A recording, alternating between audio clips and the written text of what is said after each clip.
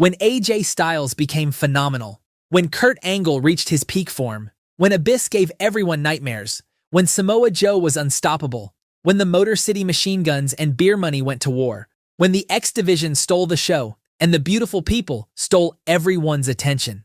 When the roster had legends like Sting, Booker T, Kevin Nash, and Christian Cage, along with hungry newcomers like Jay Lethal and Frankie Kazarian.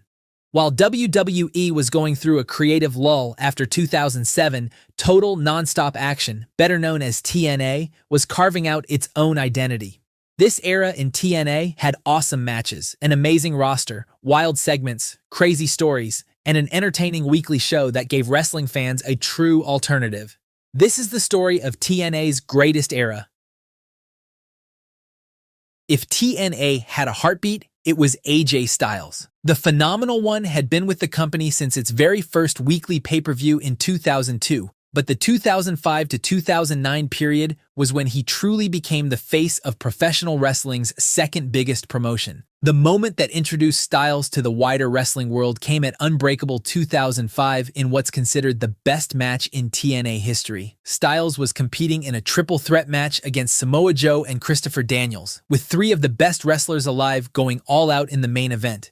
The match received 5 stars from Dave Meltzer, but more importantly, all three men walked out as real stars when the night ended. From there, Styles became the cornerstone around which TNA built its entire identity. He feuded with Daniels in a series of matches that showcased their blend of technical and high-flying wrestling at its finest. His rivalry with Samoa Joe pushed both men to their absolute limits. The phenomenal forearm, the Pele kick, and the Styles Clash became moves that wrestling fans everywhere recognized instantly. When stars like Christian Cage and Booker T arrived in TNA, it was Styles who stepped up as the challenger, delivering a series of matches that proved TNA's homegrown stars could hang with wrestlers from the WWE. He would win the TNA World Heavyweight Championship multiple times during this period, each reign feeling earned rather than handed to him.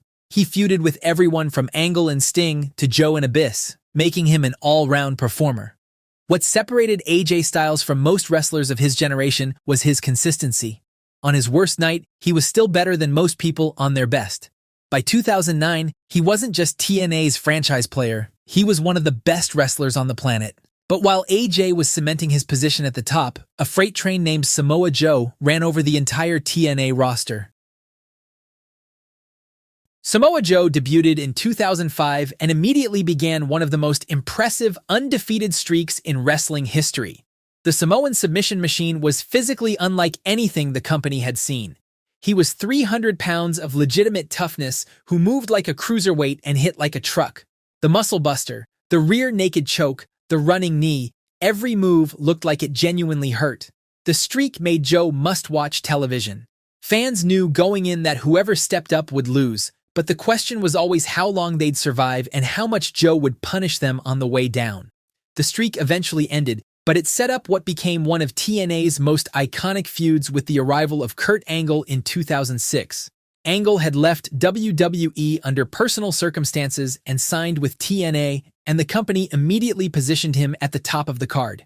The wrestling world held its breath when Joe and Angle finally crossed paths because both men had an intensity that very few wrestlers could match. Their feud delivered every time the bell rang. Joe and Angle wrestled each other across multiple pay-per-views in a series of matches that reminded everyone what professional wrestling is at its very best.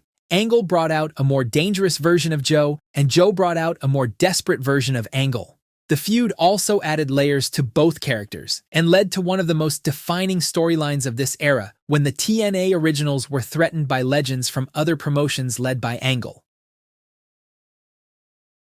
Kurt Angle's arrival in TNA gave the company instant credibility. Here was an Olympic gold medalist, a former WWE champion, and arguably the most complete professional wrestler alive, choosing TNA over any other option available to him. Angle won the World Heavyweight Championship and became the anchor of the main event scene in a way that only a handful of wrestlers ever manage. But Angle's most significant contribution to this era came in late 2008 when he founded the Main Event Mafia.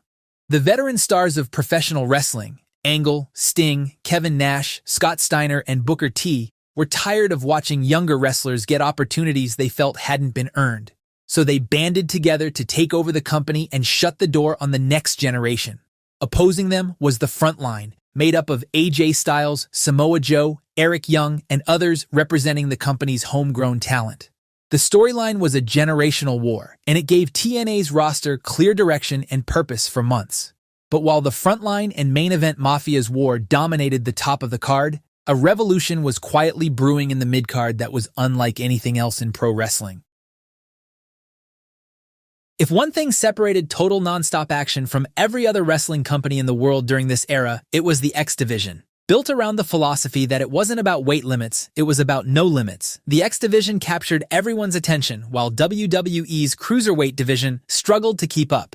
The division had been established before 2005, but this period represented its absolute peak. It was where the most athletically gifted wrestlers on the roster were given a platform to do things that simply weren't happening anywhere else in professional wrestling. The matches were fast-paced, physical, and unpredictable. Fans who had never watched TNA a day in their lives would stumble across an X-Division match and immediately understand why this company had a loyal following. Christopher Daniels was the division's spiritual anchor. Jay Lethal brought charisma and athleticism in equal measure. His Black Machismo character, a tribute to Randy Savage, gave him a personality to match his in-ring ability and made him one of the most entertaining performers on the entire roster. Lethal won the X-Division Championship and defended it with a passion that made every match feel important. Sanjay Dutt, Petey Williams, and Austin Aries all contributed to a division that was deep with talent. Williams' Canadian Destroyer finisher became one of the most copied moves in independent wrestling worldwide, a testament to how much exposure the X-Division gave its performers. Samoa Joe's early run through the division before his main event push demonstrated just how versatile the X-Division concept was. Chris Sabin and Alex Shelley, who would eventually become the Motor City Machine Guns, both cut their teeth in the X-Division during this period. Sabin in particular was a multiple-time X-Division champion who could have a great match with practically anyone on the roster. The Ultimate X match was the division's signature stipulation, a structure above the ring with two cables forming an X, with the championship hanging at the center. Wrestlers had to climb and traverse the cables to retrieve the title, and it was completely different from what casual wrestling fans were used to seeing on television. By 2009, some critics argued the X-Division had been deprioritized in favor of the main event storylines surrounding the main event Mafia. But even at less than full strength, the X-Division remained TNA's most distinctive calling card and the clearest proof that the company was willing to do things WWE simply wouldn't. While the X-Division got much of the attention, TNA's tag team division during this era was quietly one of the best in the world. The combination of established veterans, hungry young teams, and personal stories produced matches and moments that rivaled anything happening in tag wrestling anywhere in the world. Team 3D arrived and immediately brought credibility to the division. Bubba Ray and Devon were arguably one of the greatest tag teams of the Attitude Era, and they had nothing left to prove, yet they consistently delivered. More importantly, they took younger teams under their wing and helped elevate the entire division. Their feud with LAX in particular was a hard-hitting, emotionally charged program that gave the tag titles real weight.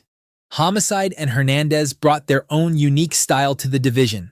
Their street gang presentation was aggressive and different, and both men were excellent wrestlers underneath the character work. Hernandez, in particular, was a physical freak, a man with the size of a powerhouse and the athleticism of someone half his weight. But there were two teams that defined the tag division during this era. One of them was Beer Money Incorporated. Robert Roode and James Storm were built separately before being paired together, and their chemistry was immediately obvious. Roode was polished and arrogant. Storm was a beer-drinking brawler with effortless charisma. Together, they were the complete package, great in the ring, great on the microphone, and completely believable as the best tag team in professional wrestling. The Motor City Machine Guns completed the picture. Sabin and Shelley were the X-Division's graduate program applied to tag wrestling, fast, crisp, and perfectly coordinated. Their matches against Beer Money are among the finest tag team matches ever produced. The combination of these teams gave TNA a tag division that told real stories and delivered consistently on pay-per-view, something that had been genuinely rare in wrestling since the Hardy Boys and Dudley's era in WWE years earlier.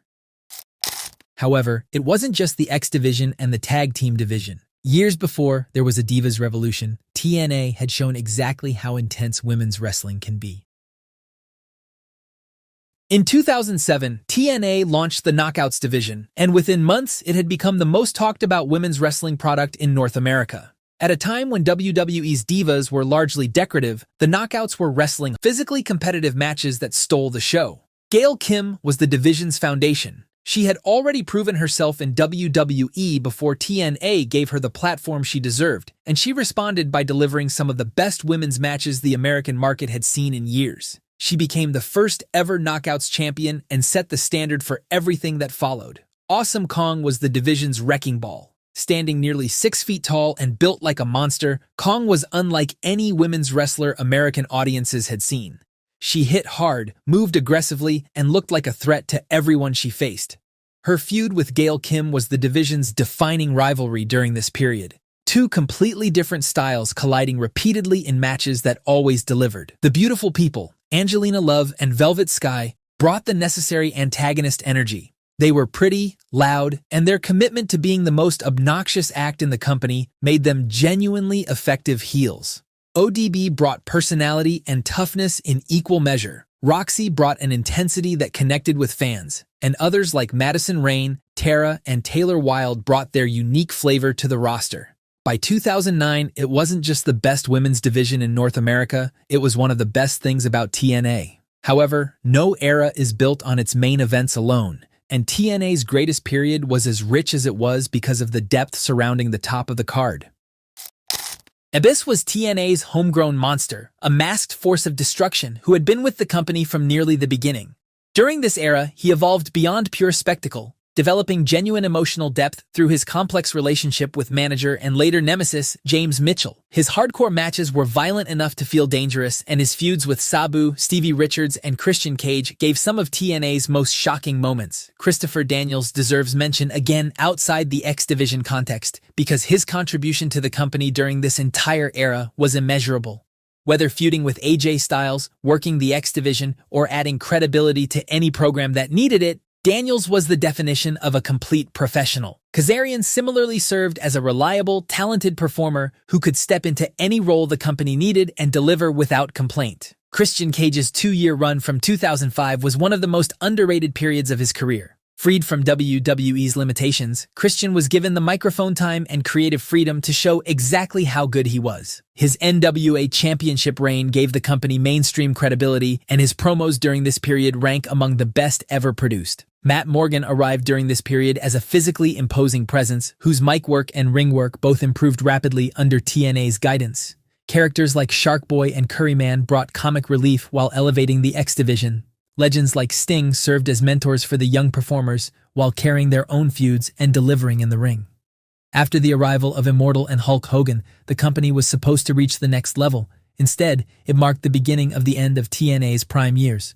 But before things went south, we got some shockers like Jeff Hardy's heel turn, the intense feud with Kurt Angle and Mr. Anderson, Angle's feud with Jeff Jarrett, and the amazing series between the Machine Guns and Generation Me. Together, these performers filled out a roster that could have gone toe-to-toe with any wrestling company in the world on a given night. That was the true legacy of the TNA's greatest era.